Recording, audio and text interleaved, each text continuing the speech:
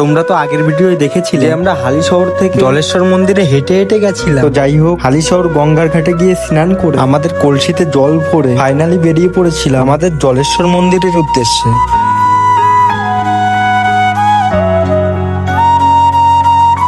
তো 6 থেকে 7 কিলোমিটার হাঁটার পর আমরা কিন্তু এইরকম একটা জায়গায় বসেছিলাম। আর এই দাদারা দেখেছো তো বাবার ভক্তদের জন্য এমন অক্লান্ত পরিশ্রম করছে। তো এইখানে কিছুক্ষণ রেস্ট নিয়ে আমরা আবার আমাদের যাত্রাপথের উদ্দেশ্যে রওনা দিয়ে ফেলেছিলাম। আর তোমাদের সঙ্গে একটা ইন্টারেস্টিং গল্প শেয়ার করি। আমি হালিশহর গঙ্গার ঘাটে গিয়ে আমার পকেটে হাত দিয়ে দেখি যে আমার পকেটে থাকা 200 টাকাটা পড়ে গেছে। আর আমার কাছে না বাড়ি যাওয়ার মতো কোনো টাকাও ছিল না। তো হরিণঘাটের কাছাকাছি এসে আমার সঙ্গে একটা অবিশ্বাস্যকর ঘটনা ঘটে যায়। আমি হাঁটতে হাঁটতে দেখতে পাই রাস্তার পাশে 200 টাকারই একটা নোট পড়ে আছে। আর টাকাটা পেয়ে আমি খুশি হলেও আমি বুঝতে পারছিলাম যে টাকাটা যার হারিয়েছে তার কেমন খারাপ লাগছে। তো কি আর করা যাবে বলো, আমার 200 টাকাটা হারিয়েছিল বলে আমি ওই টাকাটা নিতে বাধ্য হয়েছিলাম। আমরা ফাইনালি হরিণঘাটাতে পৌঁছে গেছিলাম। আর আমরা দেখেছো তো কতগুলো ফ্রুট কালেক্ট করেছি। যাই হোক, আমরা কিছু কিছু জায়গায় রেস্ট নিয়ে হাঁটছিলাম। আর হাঁটতে হাঁটতে দেখি যে ফাইনালি আমাদের সূর্য মামা উদয় হচ্ছে। আর আমরা কিন্তু সবাই খুব ক্লান্ত ছিলাম। তো যাই হোক, তোমাদের যদি এরকম মিনি ব্লগ ভালো লাগে তাহলে পার্ট 3 দেখার জন্য সাবস্ক্রাইব করো। বাই।